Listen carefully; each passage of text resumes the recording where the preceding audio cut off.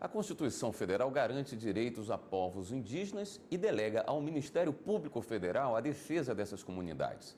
Mas a violência ameaça a preservação da cultura indígena. Márcia pertence ao povo Guajajara, que vive no Maranhão. Nos últimos tempos, as comunidades com mais de 12 mil indígenas sofreram diversos tipos de violência. Alguns índios tiveram as casas baleadas e boa parte da mata foi queimada. 413 mil hectares devastados por um incêndio criminoso. A Índia relata dificuldades para superar o episódio. Praticamente a terra inteira, foi queimada. E a gente está vivendo de doação. Mas a gente quer voltar à vida ativa, quer plantar, caçar, que é o costume do Guajajara, porque a gente consome muita farinha, peixe, caça.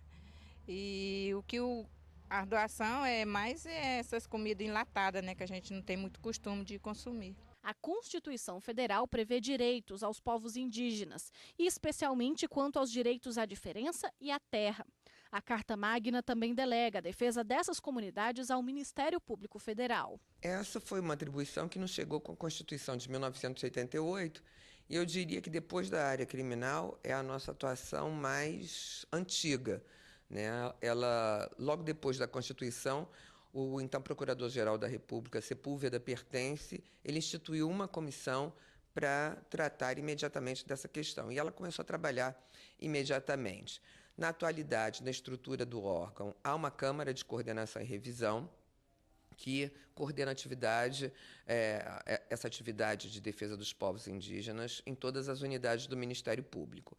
E em todas essas unidades nós temos uma série de medidas de providências na defesa de povos indígenas, tanto no aspecto da defesa das suas terras, como em questões como saúde, educação, violência. De acordo com o último relatório do CIMI, o Conselho Indigenista Missionário, a violência nas tribos continua grave.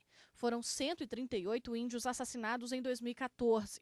Um dos principais motivos, interesses econômicos de ruralistas nas terras indígenas. Violência física, com assassinatos, ataques a comunidades, enfim, e também violência contra o patrimônio, invasões possessórias, retiradas ilegal de madeira, entre outras.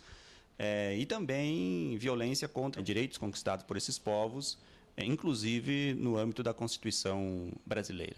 Um dos casos conhecidos foi o do cacique Nísio Gomes, líder da aldeia Guaiviri, no Mato Grosso do Sul. Ele foi morto porque resistiu à tentativa de expulsão comandada por fazendeiros.